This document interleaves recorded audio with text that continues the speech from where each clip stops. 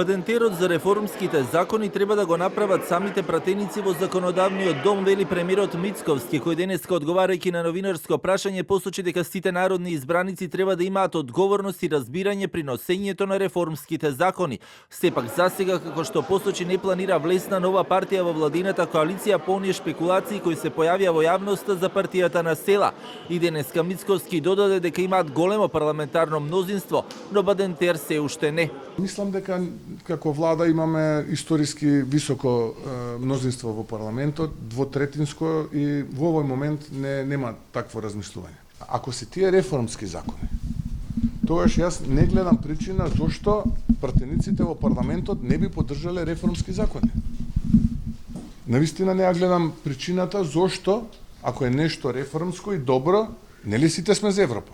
Доколку владиното мнозинство носи закони кои што се антиевропски, антиреформски, етноцентрични, тогаш би ја прифатил таа теза во ред, затоа е алатката Бадентер, да се спречи ваквото однесување на владата. Нова влада се однесува космополитски.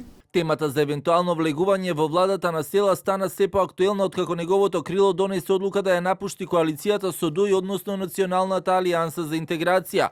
Одлуката беше донесена на состанокот на претседателството, каде што се дискутирало и за резултатите на локалните избори. Тоа значи дека пратениците на села во законодавниот дом ја обработуваат одлуката за независно делување, односно да функционираат како независна група.